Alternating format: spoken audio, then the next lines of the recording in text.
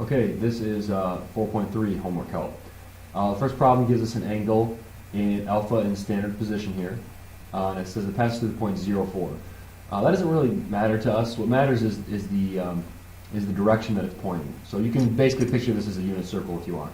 And on the unit circle, we know that if we're in this location, we know the value of these trig functions based on that position. So the sine of this angle is going to be the y value for this coordinate, which is 1.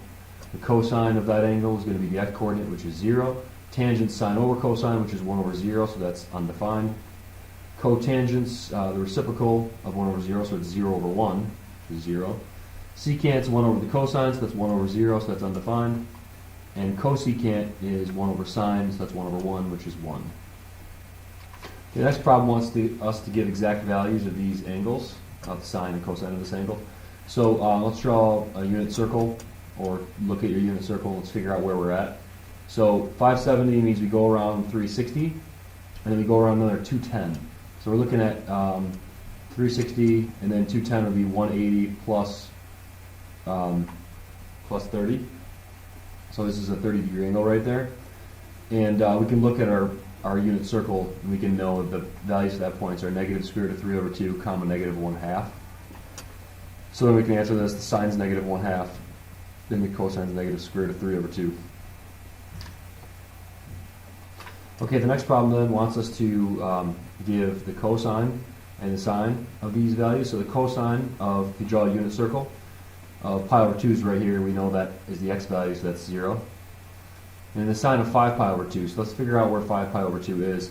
I'd like to either take this angle and turn it into a decimal of pi or a mixed fraction of pi. So that way I can compare to the unit circle. So 5 divided by 2.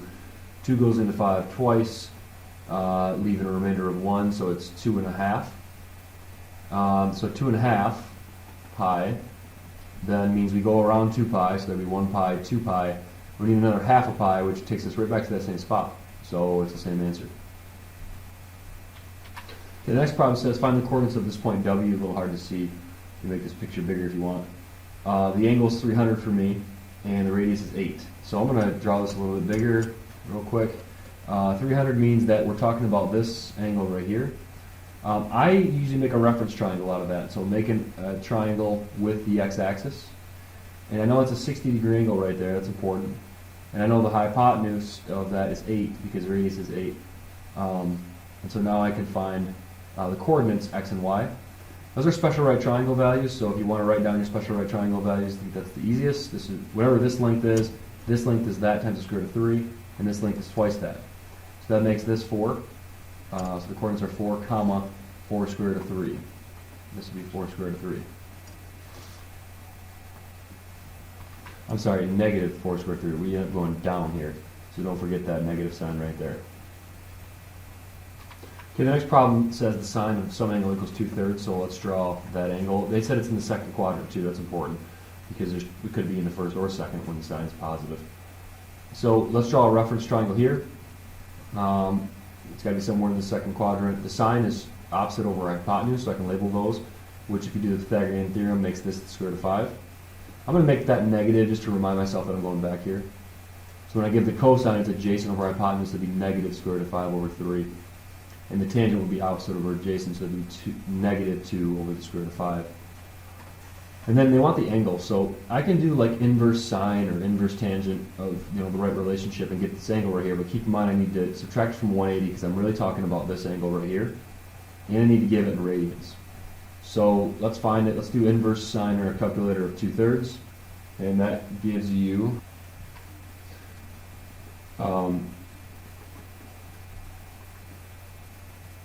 0.7297 about, and this is radians. Keep in mind we're talking about radians here. So that's the angle right here. That's 0.7297, but I want to take pi and subtract that amount to get to the actual angle I'm looking for, which is this angle. I'm going to do pi minus this to get the actual answer they want, which is 2.412 about radians. That goes right there. Okay, the next problem says a line drawn from the origin forming an angle T with the x-axis. So we're going to draw another circle, and it says a line drawn intersects the unit circle at a point here. So draw this and put the points square root of 5 over 3, comma, negative 2 over 3. Make a reference triangle. They said the angle is t. This length right here then we can say is square root of 5 over 3. And this is negative 2 over 3. The length is 2/3, but obviously we're going down, so I'll just keep that negative. We can do the Pythagorean theorem for the hypotenuse.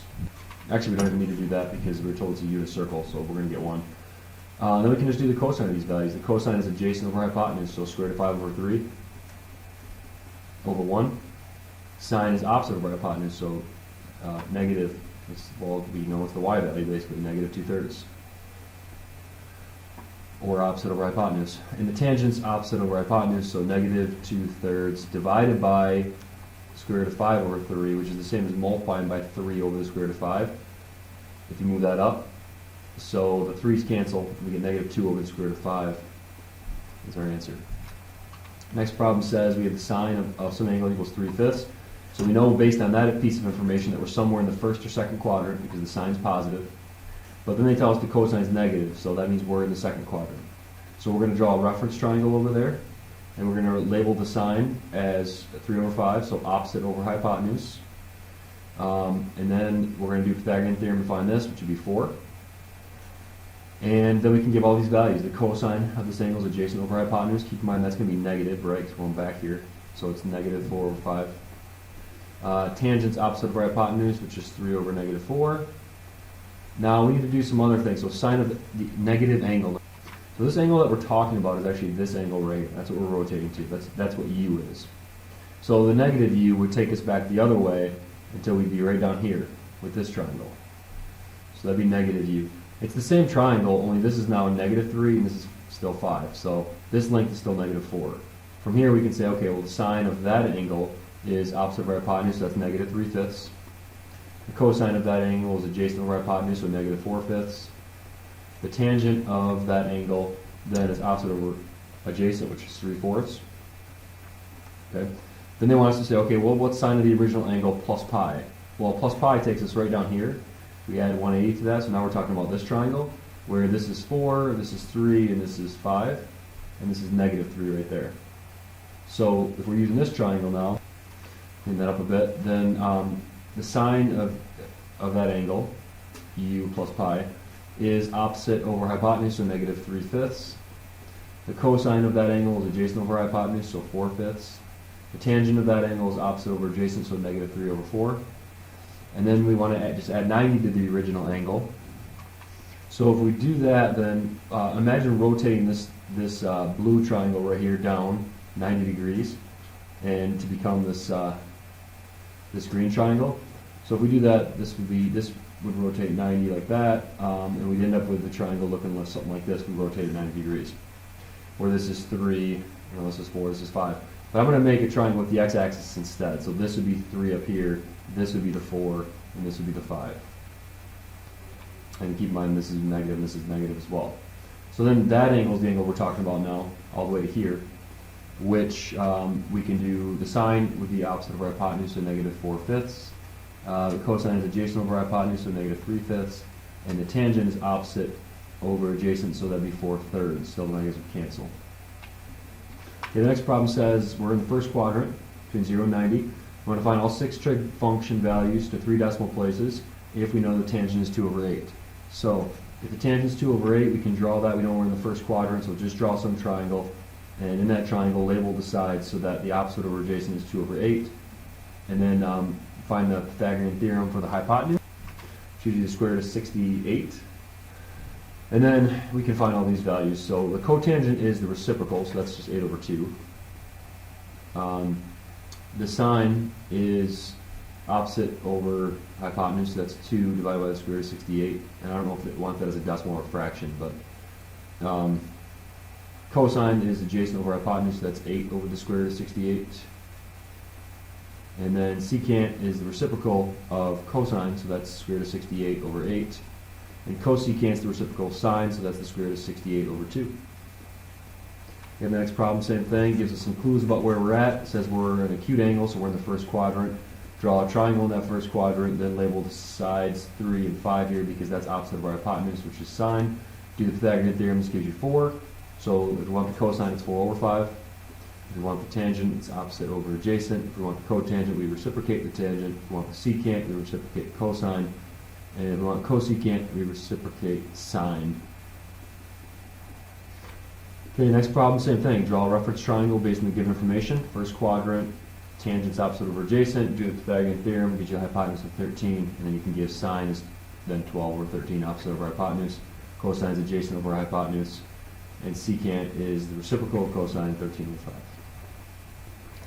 Okay, the next problem gives us a couple clues. So we, once again, always draw a picture first if you can. So draw a unit circle, and then we need the sine to be negative, so we know we're down here, where the sine's negative. But it says the tangent's negative, so that means the cosine must be positive. So we're looking at this quadrant right here. Because tangent really is cosine over sine, so if sine's, I'm sorry, it says sine's positive, so we're up here. If tangent's negative, then that means cosine must be negative. So we're in this quadrant. So we want to draw a reference triangle there, and then you can go ahead and label opposite over adjacent. This one's negative. There we go, that's better. So we're talking about this angle right here, but we can use this reference triangle, so we can do the Pythagorean theorem to get the hypotenuse right here, which is the square root of 34. And then we can find the sine of this angle is opposite of our hypotenuse, so that's 5 over the square root of 34. The cosine is adjacent over hypotenuse. The secant is the reciprocal of cosine, the square root of 34 over negative 3. Cosecant is the reciprocal of sine.